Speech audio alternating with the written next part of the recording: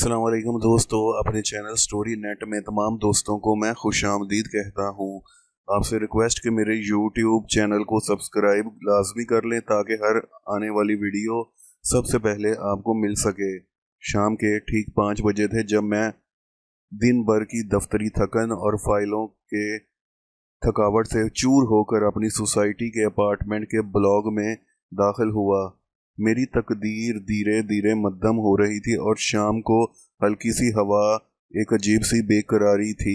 मैंने थके हुए कदमों से लॉबी को पार किया और लिफ्ट का बटन दबाकर लिफ्ट के आने का इंतज़ार करने लगा। अभी लिफ्ट का दरवाज़ा खुला ही था कि पीछे से एक मसूर कुन और दिल फरेब खुशबू का झोंका आया जिसने मेरी सारी थकन एक पल में गायब कर दी। मैंने मुड़कर देखा था, वो फरजाना थी। फरजाना हमारे बिल्डिंग की नई अटेंडेंट थी जो महज चंद दिन पहले ही चौथी मंजिल पर शिफ्ट हुई थी। 24-25 साल की वो दोशीदा हुस्न का एक ऐसा शाहकार थी जिसे देखकर कोई भी मर्द अपने होशो हवास खो बैठे। उसका गोरा चिट्टा रंग, रात की तरह स्याह और लंबे रेशमी बाल जो उसकी कमर पर लहरा रहे थे, और वो क़यामत खेज जिस्म जो हर लिबास में नुमाया नजर आता था, पूरी बिल्डिंग के नौजवानों की दिलों की धड़कन बना हुआ था। वो एक सफ़ेद रंग की फिटिंग वाली शर्ट और टाइट जीन्स में मलबूस थी। उसके मुतनासिब बटन पर क़यामत डा रहे थे। उसकी शर्ट के ऊपर वाले 2 बटन खुले हुए थे जिसकी वजह से उसकी गोरी गर्दन और हंसली की हड्डी साफ नुमाया हो रही थी, और उसका ये बेबाक अंदाज किसी का भी दिल में तूफान उठाने के लिए काफ़ी था। मैंने मुस्कुराकर पहले उसे अंदर जाने का रास्ता दिया और ख़ुद भी उसके पीछे पीछे लिफ्ट में दाखिल हो गया। लिफ्ट का बाहरी स्टील का दरवाज़ा बंद हो गया और हम दोनों बंद कैबिन में अकेले रह गए। लिफ्ट आहिस्ता आहिस्ता ऊपर की तरफ बढ़ने लगी। माहौल में सिर्फ लिफ्ट की धीमी सी सरसराहट थी, वो फरजाना के महंगे परफ्यूम की वो तेज़ चटपटी और खुश्क और नशीली खुशबू पूरे कैबिन में फैली हुई थी और वो मेरे असाब पर सहर तारी कर रही थी। मैंने चोरी छुपे लिफ्ट के आईने में उसका अक्स देखा। वो अपने बालों को दुरुस्त कर रही थी और उसकी सरकश से उसके जिस्म के खामोश पेच मजीद नुमाया हो रहे थे जिसने मेरी दिल की धड़कन को यकदम तेज़ कर दिया। मैंने नज़रें चुराने की कोशिश की लेकिन उसका सरापा ऐसा था कि जाकर भी नज़र हटाना मुमकिन नहीं था। अभी लिफ्ट दूसरी और तीसरी मंजिल के दरमियान पहुंची थी कि अचानक एक ज़ोरदार झटका लगा। एक तेज़ गड़गड़ाहट की आवाज़ आई और लिफ्ट वहीं जाम हो गई। उसके साथ ही बिल्डिंग की पूरी बिजली चली गई और पूरे कैबिनेट में गुप अंधेरा छा गया। अचानक अफ्ता इस पर फरजाना के अलग से एक मासूमाना और खौफनाक चीख निकली। या खुदाया, ये क्या, बिजली चली गई क्या? उसने घबरा कर कहा और अंधेरे में तवाज़ुन खोते हुए सीधी मेरी तरफ बढ़ी। मैंने फ़ौरन अपनी जेब से स्मार्टफोन निकाला और उसकी टॉर्च ऑन कर दी।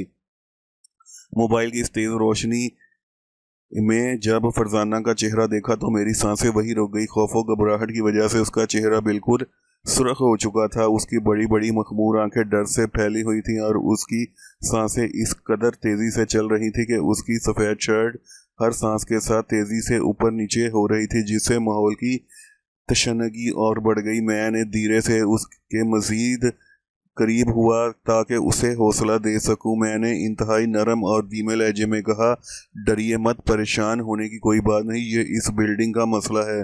थोड़ी ही देर में बैकअप जनरेटर ऑन हो जाएगा और सब ठीक हो जाएगा। मेरी इस तसल्ली पे उसने अपनी गहरी सहर अंगेज आंखें सीधी मेरी आंखों में डाल दी। उस वक़्त उसकी आंखों में सिर्फ खौफ के साथ एक अनोखी चमक भी थी और एक ऐसी बेबाक कशिश जो दिलों के राज फाश कर रही थी। उसने अपने होठों पर जुबान फेरते हुए जो उसके अंगूरी लबों को मज़ीद चमकदार बना रही थे मुझसे पूछा, तुम्हारा नाम क्या है? मैंने उसके इतने करीब होने के एहसास को समझते हुए अपनी आवाज़ को काबू में रखते हुए जवाब दिया, मेरा नाम अदनान है।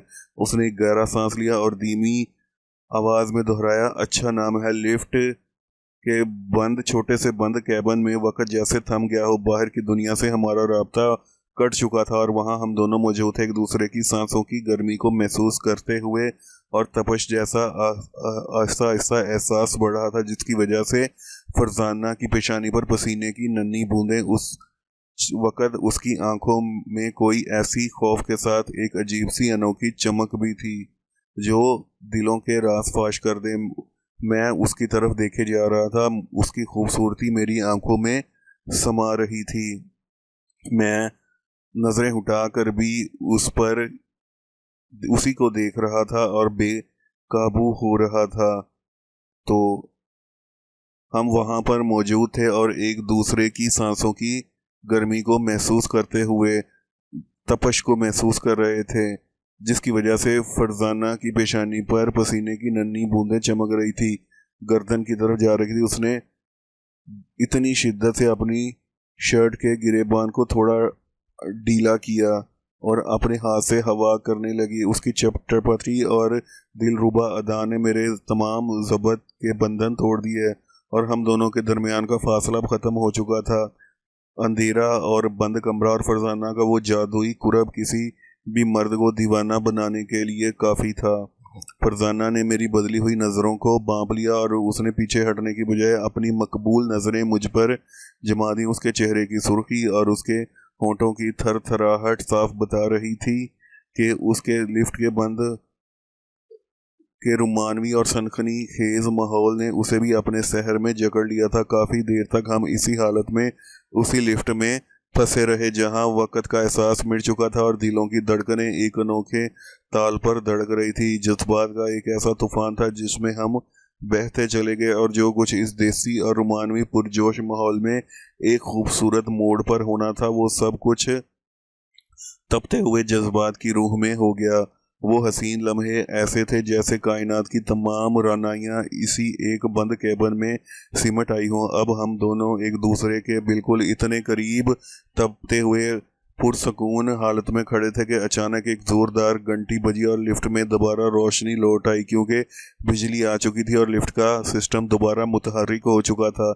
लिफ्ट के अचानक चलने और ऊपर की तरफ बढ़ने के झटके ने हमें फौरन हकीकत की दुनिया में वापस लाकर खड़ा कर दिया। हम दोनों बुखलाहट में एक दूसरे की तरफ देखा और जल्दी से अपने बिखरे हुए बाल और कपड़े दुरुस्त करने लगे। मैंने अपनी कमीज के कॉलर ठीक किया और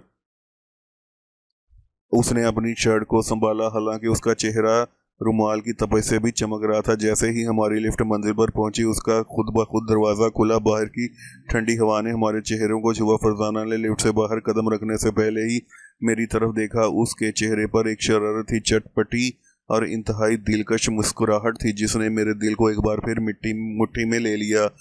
उसने अपनी मखमूर आंखों से मुझे घूरते हुए इंतहाई रसीले और धीमे लहजे में कहा, कल शाम फिर इसी लिफ्ट में इसी वक्त मिलते हैं।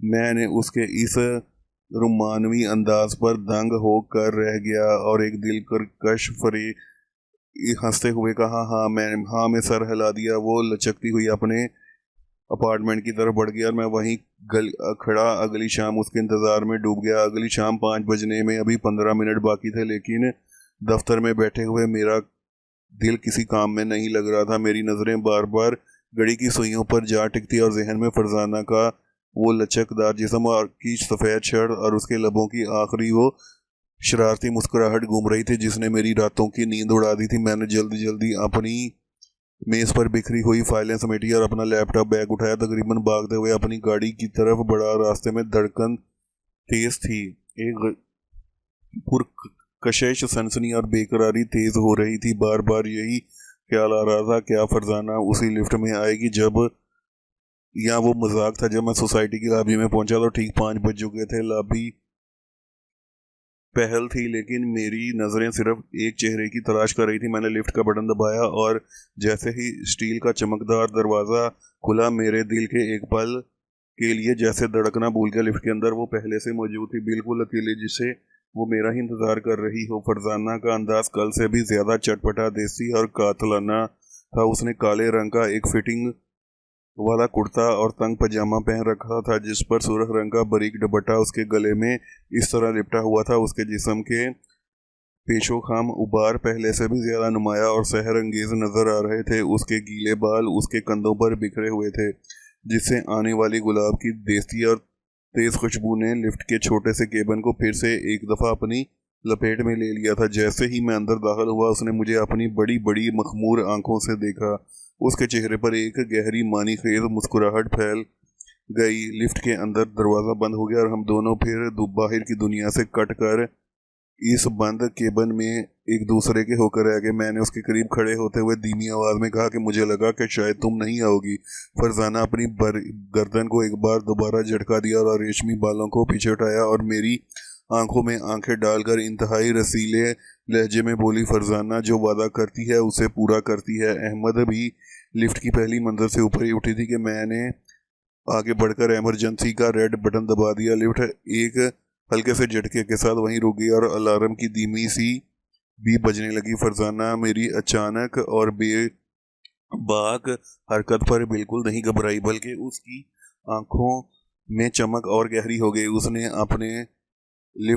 अपना पेड़ लिफ्ट की दीवार से लगा लिया और दोनों पीछे होकर मुझे चैलेंज भरी नज़रों से देखने लगी। और जैसे ही माहौल चटपटे माहौल में अब बिजली के जाने या अंधेरा होने का नहीं था, बल्कि हमारे दिलों की में लगी जज्बात का था। उसके भी अब तबा रही थी। एक कदम आगे बढ़ा, यहाँ तक कि हमारे दरमियान का फासला ख़त्म हो गया। मैंने उसके इस कदर करीब था कि मुझे उसकी सांसों की गर्मी अपनी बाहों में महसूस हो रही थी और उसके दिल की धड़कन साफ सुनाई दे रही थी। उसने अपने सुर्ख मखमली होंठों को हल्का सा खोला, जैसे वो कुछ कहना चाहती हो, लेकिन मेरे सहर अंगेज कुरब ने उसके अल्फाज छीन लिए। मैंने नरमी से अपना हाथ बढ़ाया और उसके चेहरे पर आई हुई बालों की एक आवारा लट को उसके कान के पीछे सरकाया। मेरी उंगलियों का लम्स उस गोरी और रेशमी जिल्द पर होते ही उसके पूरे वजूद में एक झुरझुरी सी दौड़ गई। उसने अपनी आंखें मूंद ली और उसकी गोरी गर्दन पर पसीने की एक नन्ही बूंद चमक रही थी, जिसे देखकर मेरे अंदर का ज़बत बिल्कुल